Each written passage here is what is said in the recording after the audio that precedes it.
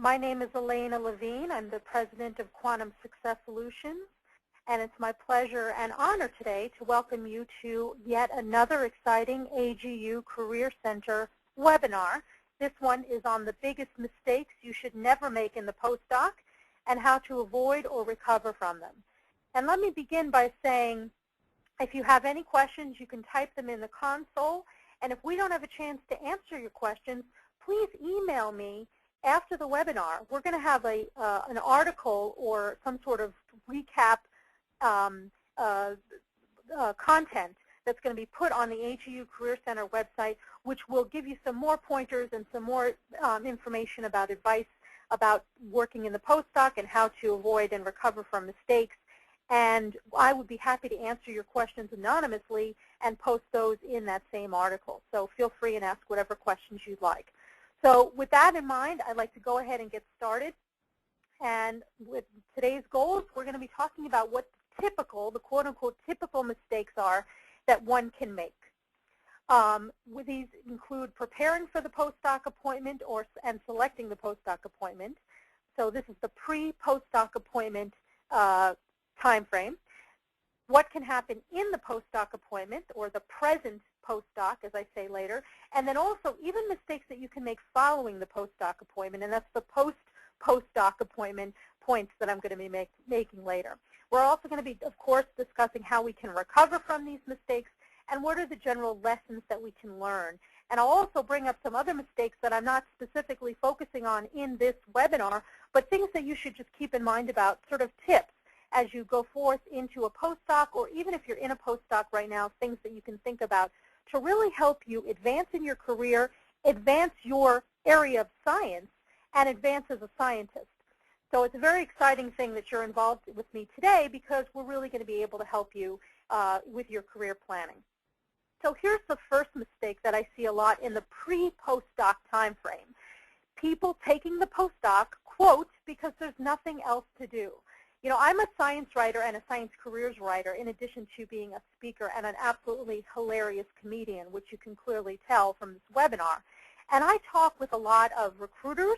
I talk with a lot of decision makers in terms of who hire people, in terms of jobs, in terms of science jobs and engineering jobs. And I talk with scientists and engineers who have done postdocs or are considering postdocs and are going forward in their careers.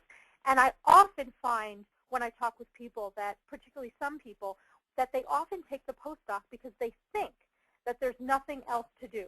They think it's the only path to the only career that they can possibly do. And in actuality, there's a lot more to this statement. There's a lot more to this. This is false thinking. So the first thing we want to do to fix that mistake of thinking that I should do a postdoc just because there's nothing else to do with me getting a PhD in science, and it doesn't matter what area of science or even engineering you're in, is to understand that you actually have a lot of value proposition. You have a lot of value. So we want to fix your thinking right out of the gate. Understand that as a scientist, you create value. And I talk about this a lot with scientists, particularly early career scientists, because you often don't realize how much value you are creating. If you think about any organization, any product, any service, any company, even an academic institution, any organization on the planet has at its core a scientific innovation, and probably many, many scientific innovations and engineering innovations as well. The core of society is based on science. Therefore, if the core of society is based on science and you are the scientist, obviously you are the ones who are creating value. So that means you hold a lot more power than you think you might in the career planning process. And because you have this power and because you create the value, that means there's a lot more career opportunities that you have as you go forward that you might not even be aware of. You also have extensive leadership potential. A leader is someone who has vision, who can develop a strategy, who can execute that strategy, and who can enable success for those around them. And I find working with scientists, particularly PhD level scientists, that you have that potential, and you may have already even developed that skill of being a leader, because being a scientist involves having vision, having a strategy, being able to execute that strategy and enable the success of the people around you. It's all about the scientific method. It's all about developing your experiments, developing your discoveries, and leading them to a recognizable conclusion. That is the aspect of science that gives you just one more element of power in your career development process and in your job seeking process as well. So recognize that you have a lot of value, you have a lot of power because you're building the value in society, and you also have this amazing leadership potential. And so your role as a scientific leader is to develop skills and seize opportunities that will allow for the efficient delivery and verbal and nonverbal communication of that value. And that can be a challenge. Learning those types of verbal and nonverbal communication methods is a challenge, absolutely. We're not necessarily taught those things in school. But if you can develop those, if you can learn them, and if you can hone them, that's what's going to give you access to what I call the hidden platter of opportunities. And those of you who have joined me on previous webinars or have seen me speak at AGU conferences and other places, you've heard me talk about this. The hidden platter of opportunities that is only accessible to people through reputation management, through networking, and through you yourself recognizing that you have extensive value. And what's in that hidden platter? That's the jobs, that's the career opportunities, that's the opportunities to collaborate, that's information, that's access to fellowships and internships and all sorts of different game-changing opportunities that may not be advertised. So the hidden platter of opportunities is our game-changing, career game-changing opportunities that may not be advertised. Most likely they're not advertised, and they are found because of this particular slide, because you developed your skills as a scientific leader and you look for opportunities that will allow you to efficiently deliver and communicate your value through both verbal and nonverbal methods. So we'll talk more about that. So continuing to recognize that I have this huge value proposition and that I hold a lot of keys to the kingdom in a certain respect, you have a lot more career opportunities than you realize.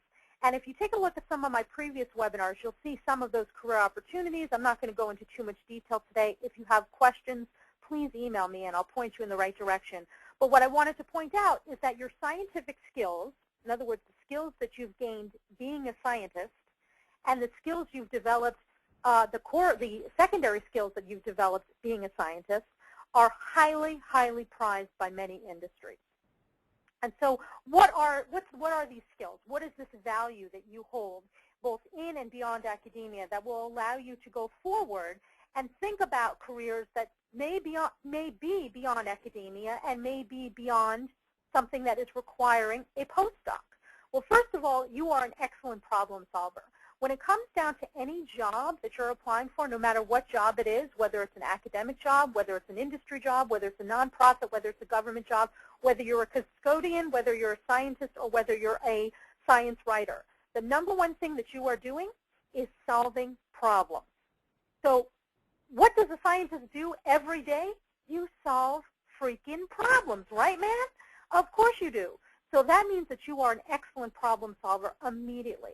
So I want you to grasp that and recognize that, because that's what employers look for. They look for excellent problem solvers, and you have that innately because you went into science.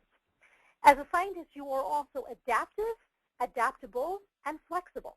These are things that lots and lots of companies, lots of industries, government, nonprofit, academia, it doesn't matter. They really want people who can change, who can adapt to change, who can be flexible when things move, when things go in one direction or things go in another direction. You don't sit in the corner and cry. You can get up and start continuing to solve the problem. As a PhD, you have come from a very disciplined approach. Obviously, you had to be disciplined if you got your PhD or if you're getting your PhD, and that is very highly prized by decision makers and hiring managers, because you believe it or not, people outside of science in particular don't necessarily have that self-discipline that's required to do extensive, very detailed, multi-layered problem solving in whatever industry you happen to go into. Now again, in addition, as a scientist, you bring to the table extensive computing and data management skills. just amazing computing and data management skills, which is more and more treasured by different industries and different employers, especially as we enter or as we continue to proceed through the era of big data. You can solve a problem from the ground up. You don't accept things just the way they are. You are both holistic, in other words, you can see a problem from, 100 million miles above, and you're also very detail-oriented. And I see that in particular with geology and with geosciences. That aspect is very much seen more in geosciences, I think, than in other areas of science in particular. But you also understand how the physical world works. You have an experience and expertise in project management and teamwork. I mean, think about the projects and programs that you've been involved in, even as a PhD student. You're probably working on large-scale projects with a diverse team. You may be working across continents. You may be traveling a lot, or you may have to work with data from other sources, again, from diverse sources. And that kind of environment that you are being primed in really shows people, hiring managers, employers, that you can actually work in their environment too. So again, we're continuing on with this value. You also have an extensive network. The people that you've interacted with, the scientists, the technicians, and the engineers, and even people beyond the scope of the science world, brings value because you have this huge network of people. And so what recruiters have told me is that one of the things they look for with scientists when they hire scientists, both for science jobs, research jobs, and non-science jobs, is they look for the fact that they can tap into the current network that you already have. So if you already have this huge network of colleagues across the world, that is added. That's a check plus next to your name as you're going out for a job. You have extensive finance and funding experience. I know it's hard to believe, but hey, you're applying for grants. You've been on grants. You've had to budget. And it doesn't matter if the grant was for $5,000 or $5 million, you still have that experience. And a lot of scientists, particularly early career scientists, don't realize that they have that. And so I say this with a smile in the fact that if you recognize these types of skills that you have, this type of value, the extent of the value that you bring, you'll start to see that there's a lot more opportunities out there than you might have even thought. And then the last thing on this slide that I wanted to point out in terms of your value is that you understand that your work, even if it's theoretical, has very much everyday applications. And that, of course, is treasured by private industry because they're all about the customer, they're all about the product, they're all about taking theoretical ideas and models and turning them, commercializing them into products or services that people or companies will buy. So where does this value, this amazing value that you get as a PhD student in geological sciences come from? Well, it comes from, first of all, your scientific know-how. It comes from the actual process of studying to be a scientist and being a scientist, but it also comes from skills that you developed in the process of achieving the PhD. And I'm going to go into these in the next slide in just a minute, but I just wanted to point them out, that you have a number of different silos, if you will, of skill sets that can be used to look for different jobs and look for different career opportunities. So you have scientific skills, you have technical skills, you have business skills, and you have these leadership, communication, and problem-solving skills.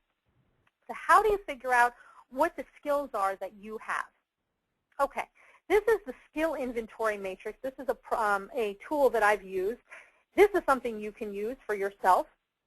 This is a private document in the sense that you keep this for yourself. You're never going to show this to an employer. You're never going to probably show this to a mentor or a PI. It's for you to keep track of all the amazing things that you've done in your career and careers, if you change careers, and all of the skills and characteristics that you developed so that you can draw from them. And you'll use this matrix as a way to, as a tool to populate your resume, to populate your CV, to populate a cover letter, a cold email, even as you write your 30-second commercial, your brand statement or your statement of value when you're going to network at a function, like when you go to the AGU meeting in December. As you develop your 30-second commercial that you're going to talk to somebody about when you meet them, when you're networking at AGU, you can use this tool, the skill inventory matrix, to figure out what would be of interest to the different people that you talk to. So let's go over this matrix for those of you who are not familiar with it. So first of all, on this first column here, we're going to list every job we've had, every TA-ship, every RA-ship, every volunteer experience. And I want you to think beyond science. If you worked for McDonald's while you were in college, list that. If you worked for the billiards hall while you were in college, like I did, list that. If you did a project for 2 weeks 10 years ago in which you gained certain technical skills or certain business skills, list that. Remember, it's a private document. Nobody's ever going to see this except you, and this will allow you to start thinking about things that you can, these skills will allow you to start thinking about more types of jobs and more types of opportunities that you could pursue. So the first column that we list are the technical skills or the scientific skills. So these are the skills of being a scientist. They could include data collection skills, data analysis skills, methodologies. They could include actual lab skills or instrument skills. If you have particular experience on a particular type of instrumentation or a particular tool in the lab or in the field, this is where you can list it. Maybe you've built certain types of instrumentation or experimental apparati. This is where you can list it as well. So engineering skills, machining skills, and even computing skills. Don't forget to list the software packages that you are skilled in, the programming languages that you either used or developed. All of these things are important. So you'll list each one of these. You'll think about job 1, job 2, RA-ship, the TA-ship, this volunteer experience. Maybe you did an REU or a research experience for undergraduates when you were in undergrad. Think about the types of technical skills that you developed from those different experiences and write them down. Jot them down in the matrix so that you can keep track of them. The next thing that you want to keep track of are your business skills. So now a lot of scientists don't realize that they're actually pretty good in business. They don't realize that you have been working in business. I mean, it's a business after all. I mean, you bring in grant money. You have to produce something from that grant money. That's a business. You've been organizing that business. You've been working in that business, and you've been very successful in that business. And because of that, you've actually developed some pretty good business skills, which are highly prized by different companies, organizations, and hiring managers. So again, thinking back, just stepping back for a moment to remind you where we are, the number one mistake that we were talking about for postdocs was taking a postdoc because I don't think there's anything else I can do. And this is how we start to think about things a little bit more broadly and start to think about that I don't have to take a postdoc because there's nothing else I can do. There's actually a lot more I can do.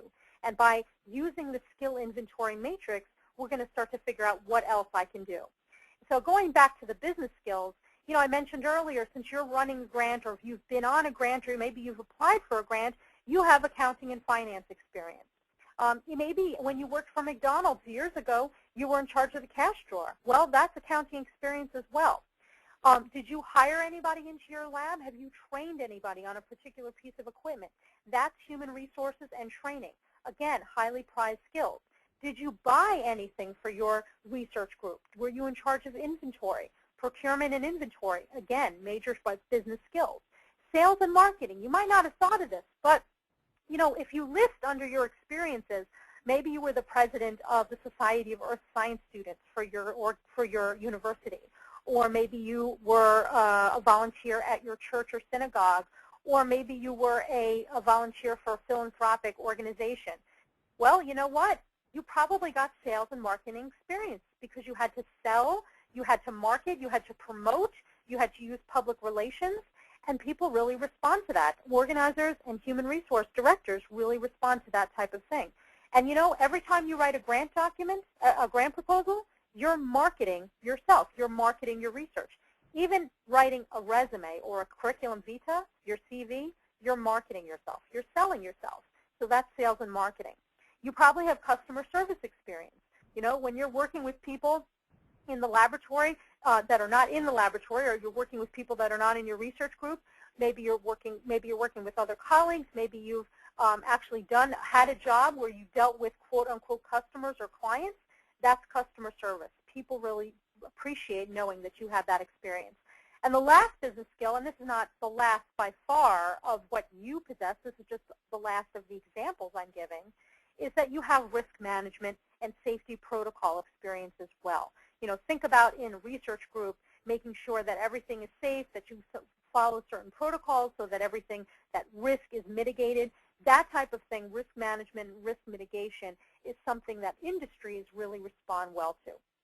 So just think about the different business skills that you've gotten from these different jobs, your RA-ship, the project you did 2 months ago, the volunteer experience that you're doing right now, and you'll probably see that you have a lot more business skills than you can realize. The soft skills are things like oral and written communications, leadership, team building, diplomacy, conflict management, things that you're involved in on a day-to-day basis in making sure that your scientific group and your scientific enterprise runs smoothly. And the last thing that we list in the inventory matrix is the characteristics that you've developed in each of these different experiences.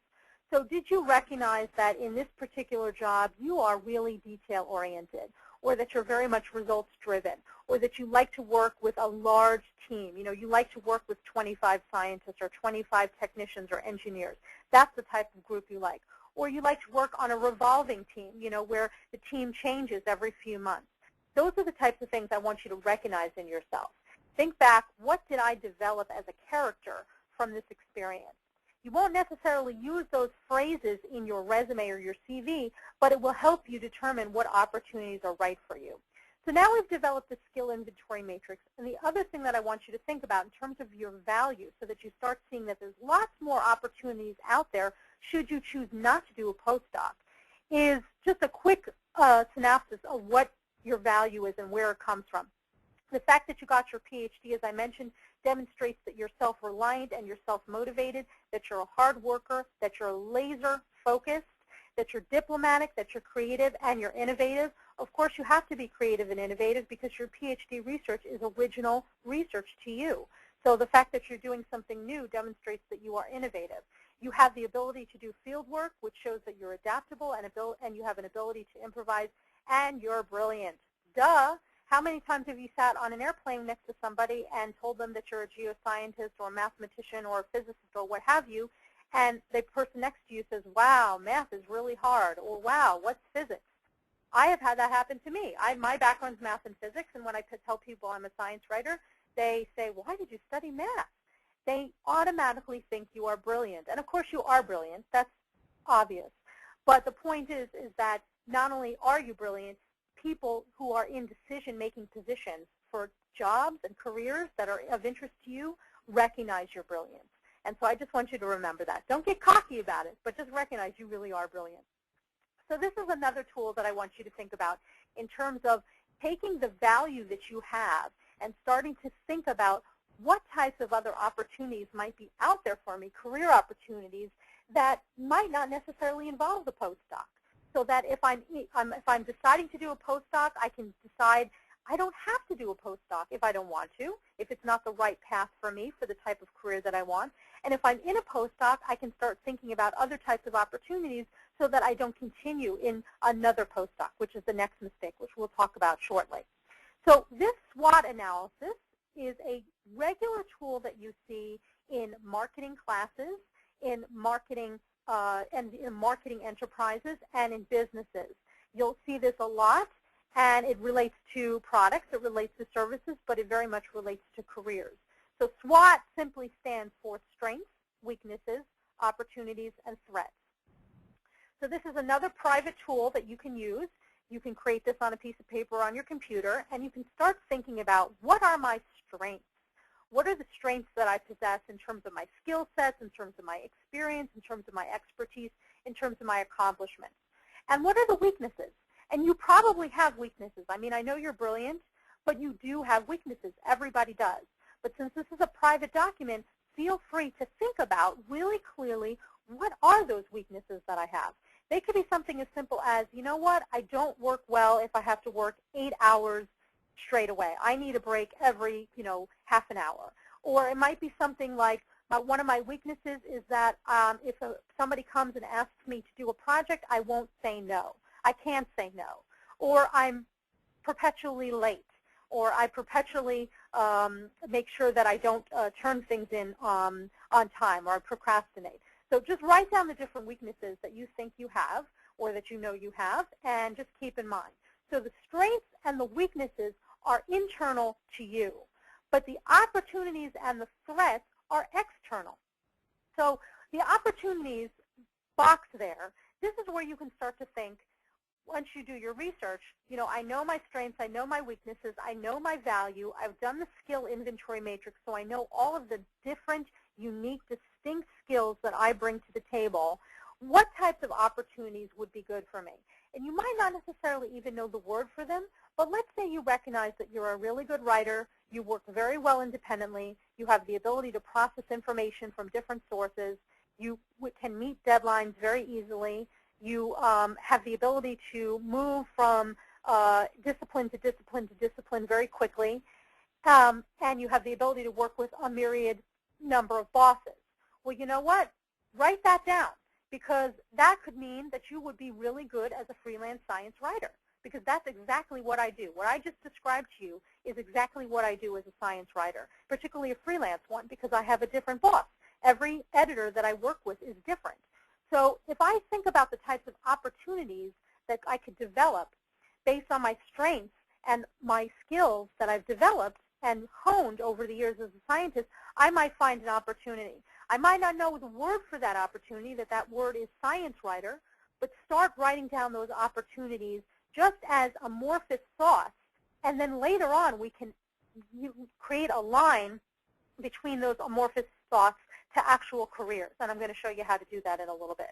And the last column, or the last section of the SWOT analysis, is the threats, and this is more, you don't see this as much in career development, but it could be something that's important to think about, and these could be threats to things that could perhaps curtail your career plan if you're going towards these particular types of opportunities that you've identified for yourself.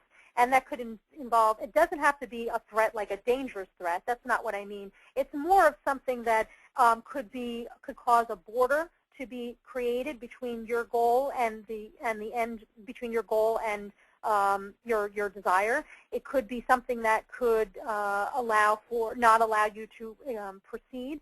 And that could be, a threat could be a bad economy. The threat could be a family obligation to a particular geographic region. A threat could be a particular lack of opportunities in this particular company that you have your eyes focused on. So there's a number of different threats. I do recommend thinking about threats to your career plan, but you don't have to think about it as detailed as the strengths, weaknesses, and opportunities, because I think that a lot of threats can actually be overcome. Okay. So here's the fix, thinking back to the original problem. The original problem was we take the postdoc because we think that there's nothing else to do. The fix is that we take charge of our career and we recognize that we actually have a lot of transferable value and skills that hiring managers and decision makers really appreciate. But we have to be completely honest with ourselves. A lot of people take a postdoc, they think there's nothing else to do, and they're not honest with themselves. They just take it and they think, I'll just do it, I'll get through it.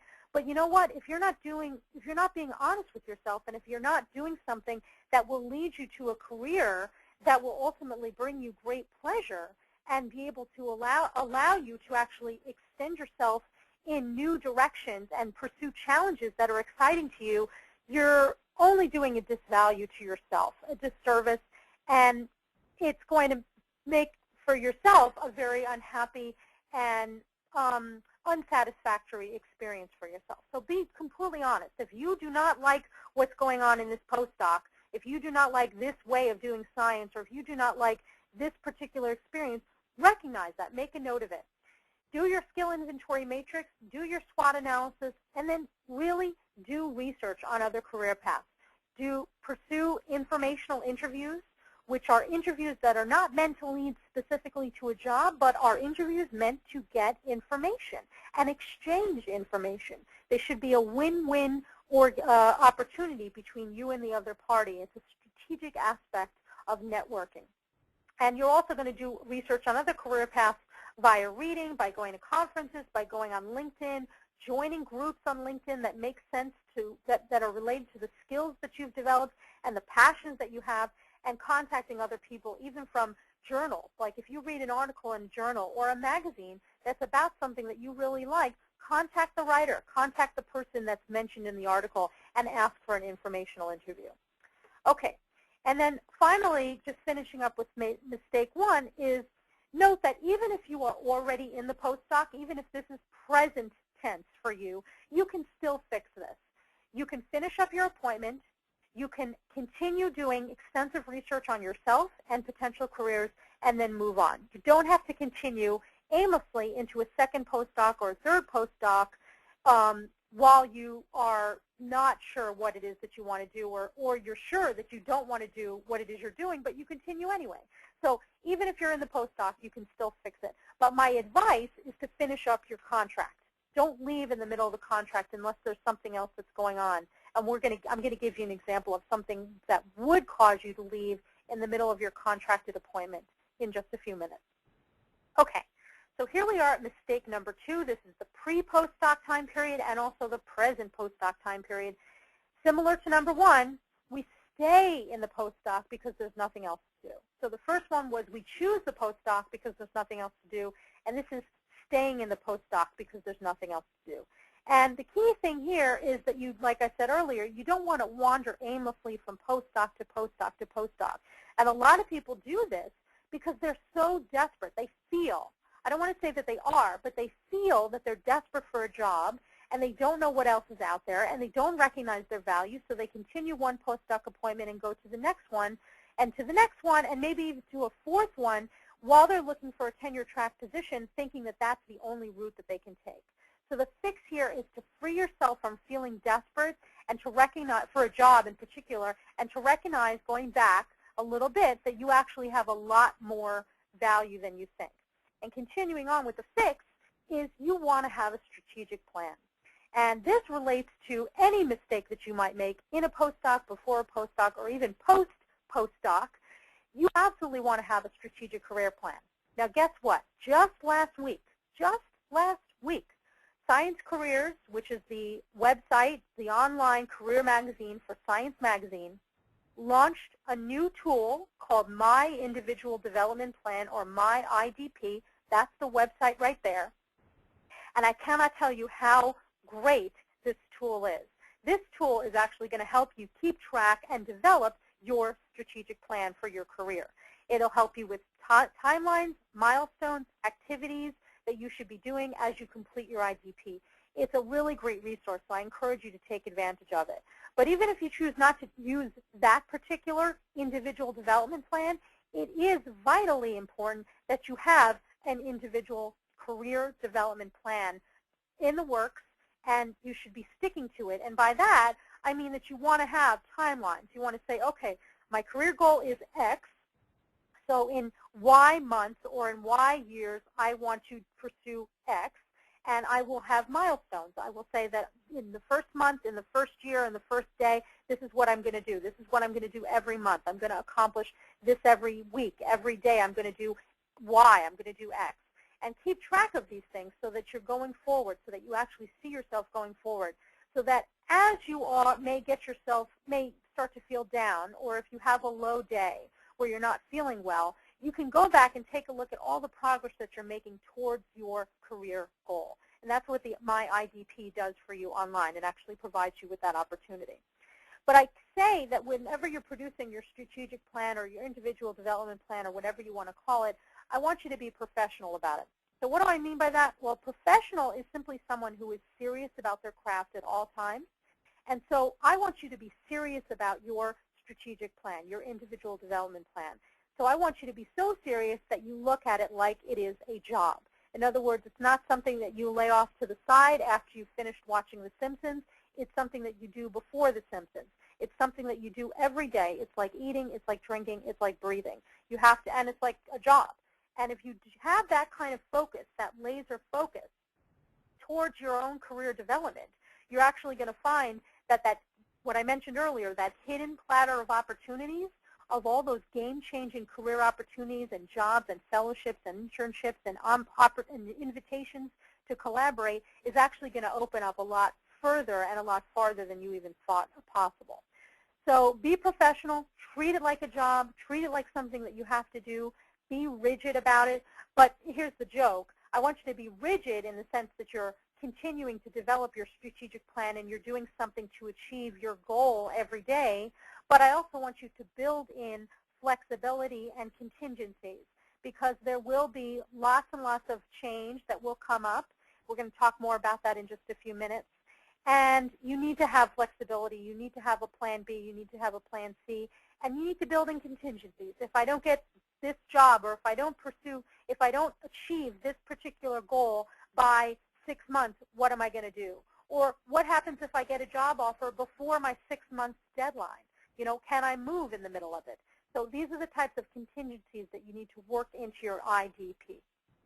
Okay, mistake number 3 is often made during the pre-postdoc time frame and also could be made during the present postdoc time frame. And this is where we have a non-understanding of the research group ecosystem. So let's say we go and visit, which is really important. This is, and I'm jumping ahead to the fix, which is before you take a postdoc and before you take any job, you should go and visit the actual office, the actual group, the actual department that you're going to be in, and take note of what's going on. Interview current and former postdocs independently, separate, confidentially. You know, don't walk up to a group of postdocs and say, hey, have all of you really done well here? Tell me about the PI. Is he great? Is she great? What is she like? Don't do that in a group setting. Do it one-on-one with people away from a group, and talk to them about the types of experiences that they've had in the research group. This will help you understand the research group ecosystem. And what you're looking for are a number of things. You want to note the communication methods, channels, and cues that are used by your PI, or your potential PI. And remember, you can still do this in the present. You can still do this if you're in the postdoc. I'm going to talk a little bit more about that specifically.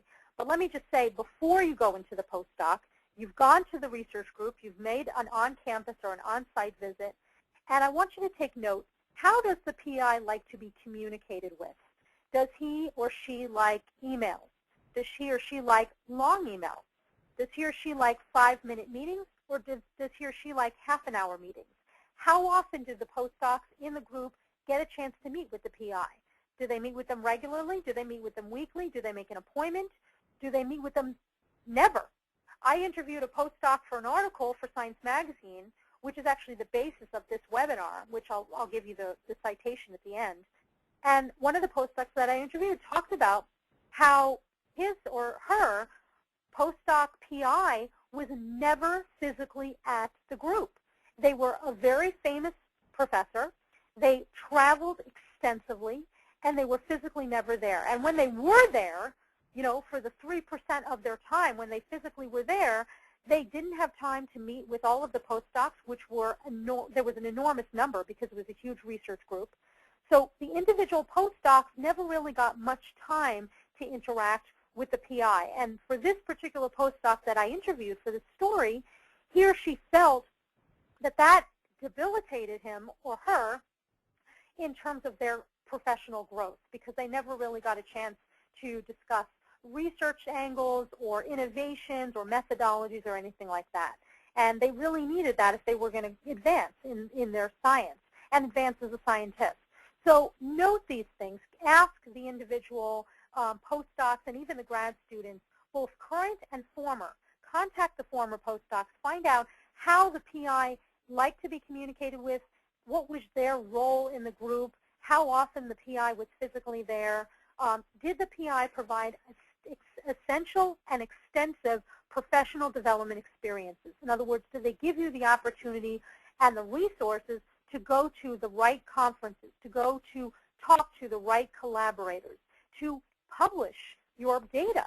I mean, if you're not publishing as a PI, you're going to be screwed. And so we want to make sure that you're getting the right professional development experiences and you're able to communicate with the PI in the way that they like to be communicated with. You know, I think back to a book that I read many years ago about Donald Trump. And you all know Donald Trump in the United States. He is a big real estate mogul, billion-dollar, high net worth individual, and he's very much full of himself. He loves to brag about himself, which is different than self-promotion, by the way, but I'm not going to go into too much detail about that today. But I wanted to point out with you is that the thing about Donald Trump is he has a lot of people working for him, and they're all jockeying for time with him, but they know that whenever they have a meeting with Donald Trump, he wants meetings that are 5 minutes long or less. So you better be able to come to the point in less than 5 minutes, preferably less than 5 minutes as opposed to 5 minutes. Get to the point quickly with him so that he can understand what decision he has to make based on the information that you're presenting. By knowing that, you get in favor with your boss. If that's the way your boss likes to be communicated with, then make sure that's how you do it. And make sure when you go into the postdoc, if you know that already, that you adhere to that. Because if they like 5-minute meetings and you come to them with 15 minutes of data, they're going to get irritated. And that can cause the ecosystem to start to crumble, which can ultimately be deleterious to you in terms of your career development health. Okay, continuing on. We're talking about the PI, so let's talk about a really important mistake that can come up both presently in the postdoc and even post-postdoc, and that's what happens when you have a PI who is toxic. And I've talked to many, you wouldn't believe how many postdocs I have spoken to who've had this problem. They have a PI who steal their work, take your glory, even ruin your reputation. I once talked to a postdoc. She was in her first postdoc, and I think she was in year 1 or year 2, and she came to me crying. She did not know what to do because her PI would come to the scientific conferences where she was presenting a poster, and her PI would stand in front of her poster while she was there too and talk to colleagues outside of the university about the postdoc's research and literally malign it in public and say, this is not important, this is stupid, this is not really going to change anything, oh, this is just a side project. This is what the PI was talking about the postdoc in public. They were maligning them, ruining their reputation. This is not an environment you want to stay in. And not only is it going to help ruin your reputation if you stay with a PI who's toxic, but it's also going to crumble your self-confidence. And we want to keep your mental health as healthy and as high as we possibly can. But going back to the reputation for a moment, many of you have probably heard me talk about the importance of reputation. Your reputation, particularly in science, is your most important asset. I'll say it again. Your reputation is your most important asset. It's not what you know that's most important. It's what people know about you that's most important. That reputation, your reputation, is going to follow you throughout your careers. It's going to sneak into nooks and crannies in the ether that you could never imagine that it would go to. It's going to open doors to you. It's going to open that hidden platter of opportunities for you. But on the flip side, if your reputation is maligned, if your reputation is ruined, it's going to close doors. It's going to close that hidden platter of game-changing career opportunities towards you, and we don't want that to happen. So keep in mind to guard your reputation like your life. Keep it pristine, keep it clean, and keep it true. In other words, what people know about you should be the truth, that you're a hard worker, that you're brilliant, that you will go to the ends of the earth to solve the problem. That's what they should know about you.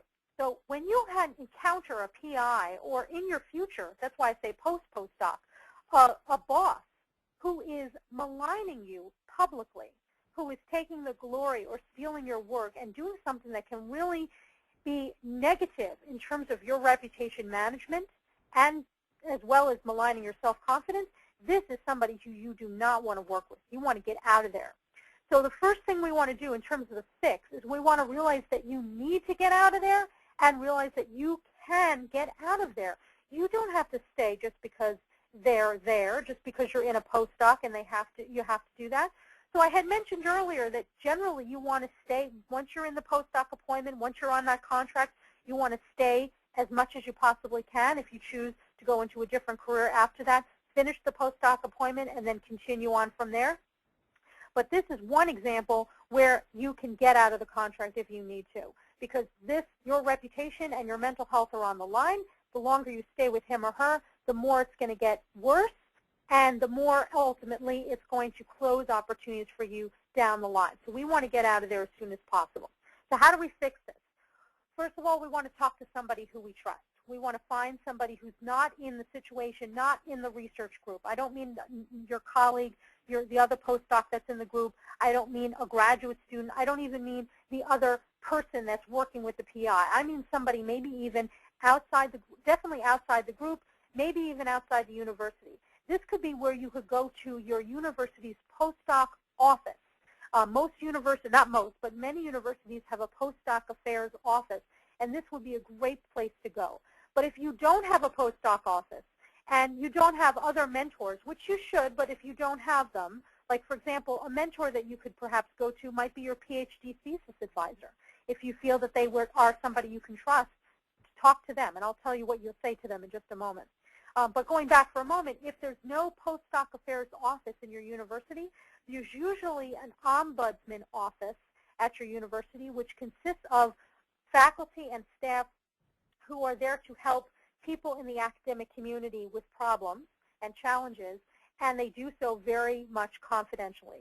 So you could go to the ombudsman or ombuds group in your university. So that's one place you could go, as well as to your graduate advisor, or maybe somebody you worked with in graduate school or even undergraduate school.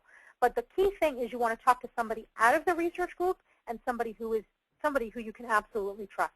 And what do you say to them? You tell them, you know, this is what's going on with my advisor.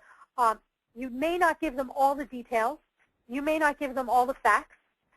In fact, the key thing is you don't want to talk trash about anyone. In other words, you don't want to malign reputations. Even if they are not professional, you don't want to be unprofessional in talking about them. But what you can say to somebody that you do trust is that, you know, I'm in an environment that I don't think is helping me towards my career goals. I think that it's actually an environment that's pushing me away. It's an environment that is not healthy.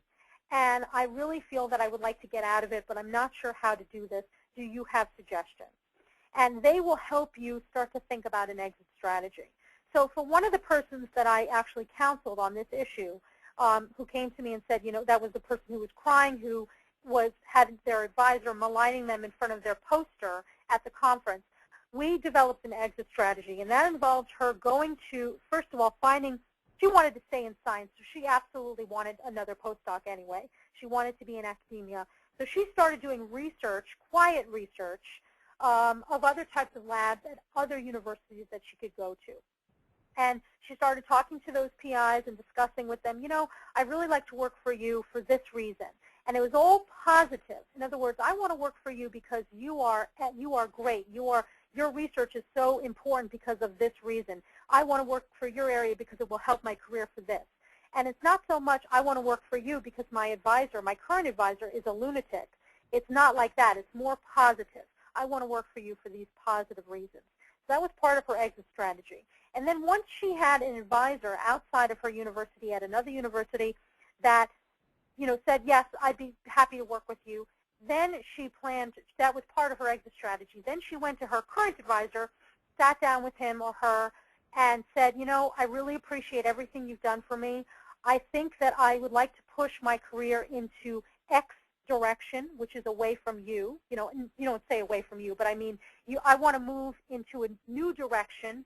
And so I've looked and I've found an opportunity in Dr. Y's lab at, you know, Harvard University that I think would be more appropriate for the types of career goals that I have and the types of experiences that I want to pursue to advance as a scientist in this particular direction. So I'm going to be pursuing that. But I wanted to thank you so much for everything that you did for me. I really appreciate it, and I look forward to working with you in the future. That's the core aspect of the type of conversation you should be having with your lunatic boss as you plan your exit strategy. Of course, it's going to be a lot more detailed than that. It's going to involve a lot more. If you have questions, I can guide you in that direction. But I just wanted to sort of give you a guideline as to how you do it. Because the key thing here is that your area of science is very tiny. Your sub-area of science is teeny tiny. And your sub-sub area of your discipline is not even the nanoscale. We're talking pico and attoscale here. So we don't want to burn any bridges. We don't want people to hear to hear that our reputation is malign because we talk trash about somebody. Let them continue. They will eventually forget about you. You go on to new pastures, and the key thing is to just get away from them and know that you can get away from them. So, but be professional about it. Okay. Mistake number 5. This happens a lot. This happens not just for scientists, not just in the postdoc, but every professional has this challenge, and so that's why I say it's pre, present, and post postdoc, and this is the mistake of not negotiating for benefits. Hard benefits, soft benefits, one-time only, health benefits, professional development experiences, conference travel, et cetera, et cetera. And the key thing here is that it is expected you will negotiate. Even for the fancy postdoc fellowships, the named fellowships that have a specific salary that they require and that you can't negotiate on the salary, it's still expected that you'll negotiate on other things, and I'm going to talk to you about what those things are. And they will rescind the offer. This is a mistake or a misnomer that a lot of professionals think, is that if you negotiate, they're immediately going to pull back the offer and say, well, hey, you negotiated with us. How dare you? I rescind the offer. You're never going to work for us again. Goodbye. And that's not true. They won't rescind the offer. It's expected that you will negotiate. But do recognize that your salary and, more importantly, your overall compensation package will determine every other salary for the rest of your life. So it is important for you to negotiate.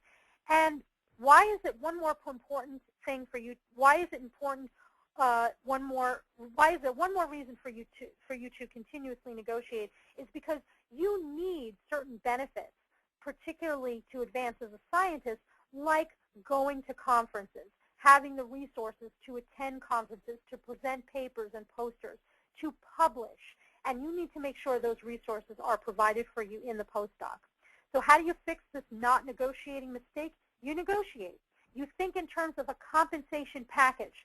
So like I said, the named fellowship might offer a salary of, let's say, $50,000 or $60,000, and they can't change the salary, but there are other things that are negotiable, and that's what you need to find out. That you can find out even by talking to former postdocs. Is the salary negotiable? Maybe it is. Maybe it's not. Maybe you can negotiate for hard benefits like health insurance or dental insurance or even a 401k. Maybe you can negotiate for soft benefits like a flexible schedule or the ability to work from home. The professional development opportunities that I mentioned, really strategically important. You should absolutely negotiate for those and get those in writing as much as possible. Maybe special tools you can negotiate for, things that can help you be a better scientist, maybe a cell phone, a laptop, a printer at home. And also you might be able to negotiate one-time perks. If they really want you, maybe you can get them to pay for your moving expenses. And you know what? Sometimes, not always, not often, but sometimes you can even get a student loan repayment. So what you want to do as you go into a negotiation is to know what your negotiable value points are and your limits. In other words, what's of value to you in the negotiation and what are your limits? In other words, I can't go below $50,000 for my salary, or I can't go below not having at least the resources to publish one paper a year. Know those limits. If you know that in advance of the negotiation, you'll be able to negotiate like a master. Mistake number 6 is present-postdoc and also post-postdoc, and that's being inflexible. And that's a situation where you're in collaborations, you're in research, in every aspect of the postdoc, you will not be flexible. And even in your career planning approach. And my key thing here with the fix is that you absolutely do need to be flexible, which I've kind of talked about a little bit, and you need to look for, plan, and get ready to move with life's unexpected twists and turns and have those contingency plans ready and ready to go if things come up. So here are some general lessons that we've learned today and we've talked about and touched on, and some new ones that we haven't. Number 1, we want to have a strategic plan. That's that individual development plan. You could do it online, you could do it on paper, you could do it on a rock. I don't care. But the point is you want to have one. And as part of that strategic career plan, you want to have a plan B, a plan C, a plan D, and contingency plans. You want to have timelines, you want to have milestones, you want to have activities that you're doing regularly. You want to be aware that tenure track positions are difficult to come by. One statistic that I heard recently is that approximately 20%, only 20% of postdocs lead to tenure track positions, which means you have to keep your eyes open. Even if you want a tenure track position, you have to have a plan B, C, and D, because you might not get it, even if you do everything right. But one thing that you shouldn't do is go into a postdoc or stay in a postdoc, meaning going from appointment to appointment, just because you don't know what else to do. There are lots of other things that you can do, and you should be networking and doing informational interviews to make sure you find out what those things are. You want to have more than one mentor, meaning your PI for your postdoc appointment should not be your only mentor. You should have mentors from your undergraduate institution. You should have other mentors in your graduate institution, in your postdoc institution. You should have mentors who you don't work with. You should have mentors outside of your geographic area, and maybe even mentors outside of your particular discipline and subdiscipline. But be wary of a mentor who is absent on sabbatical or runs a large lab, even though they might have terrific pedigree. They might be at the best university on the planet. They might have the most prolific lab in terms of patents and in terms of papers. But if you don't get time with them, and if they don't provide you with the professional development opportunities that you not only crave, but require to advance in science, that's not going to help you. So be wary of that. But remember to communicate with your mentor, and don't burn your bridges. In other words, don't walk out of a bad PI or don't walk out on a bad PI or on a bad postdoc experience, screaming and cursing at the people behind you, because the community is very, very small, and you may never know. In a few years or in a few months, you may actually want to work with somebody in that lab or that research group. Remember that a postdoc appointment is a two-way street between you and your mentor. In other words, it's a win-win relationship that's mutually beneficial. You're providing something just as much as they're providing something. Make use of your university's postdoc office. Get to know them. Volunteer for them. You'll learn a lot more than just how to do well in your postdoc. You'll actually get more leadership and team-building experience. If you can, apply for your own funding so you have that independence. Look for a place that offers professional development, as I've mentioned. And this was a key thing, and this was a quote from one of my colleagues, and you can get the person who quoted it from my article down there. Ensure you accomplish noticeable tasks during your postdoc. Noticeable, meaning people noticing what you're doing, such as publishing papers and presenting at conferences. This is vitally important to enhancing your reputation, to growing your reputation, to moving your reputation through the community, so that that hidden platter of career opportunities, jobs, fellowships, internships, publishing collaborations, information exchanges, etc., that hidden platter of career opportunities that are game-changing will be offered to you. So noticeable tasks is what we're aiming for. So with that, I want to thank you so much. This was my pleasure to talk with you. It's always an honor to talk to such a great audience that I can't hear, but I know you're there. I want to let you know that we're going to be doing another AGU Career Center webinar on October 11th at 3 p.m. Eastern.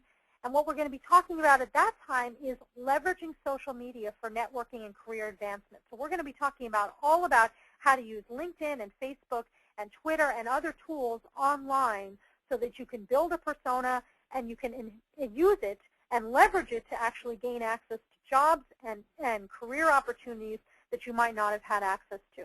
So check out the website careers.agu.org, or you can come to my website. If I can be of any assistance to you, please let me know. And I want to see if there's any questions at this point. And somebody asked a great question. What do you mean by a mentor? Great question. So a mentor is somebody who not only writes letters of recommendation for you, not only is a guide in terms of helping you see what types of career opportunities would be right for you or helping you refine what your interests are, but one of my colleagues once said, and I think this is really important, a mentor is someone who has access to the room that you don't have access to. And what do I mean by that? It's very similar to having access to that hidden platter of opportunities. But let's think about this for a second. Let's say my mentor is Bill Gates. Well, I don't have access to the rooms that Bill Gates has access to. In other words, I don't have access to the parties he goes to. I don't have access to the meetings he attends. I don't have access to the people he interacts with.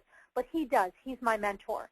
And let's say Bill Gates is at a party one day and he's talking to somebody and they say, you know what?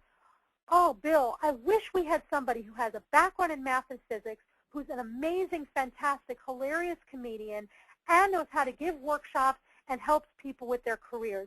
I need somebody like that in my organization, and I don't have time to find that. Well, Bill, being my personal mentor, is talking to this person. He has access to that conversation, which I don't. He can say, well, you know what? Alaina is my protege. She would be perfect to help you with your problem, to help you solve that particular issue. Here's her resume. Here's her card. So that's very much what a mentor, that's one of the aspects of a mentor, what they do. And that I think is the most important aspect of being a mentor, is giving your protege access to information, to people, to contacts, to opportunities that they might not get. And how do you develop that mentor-protege relationship?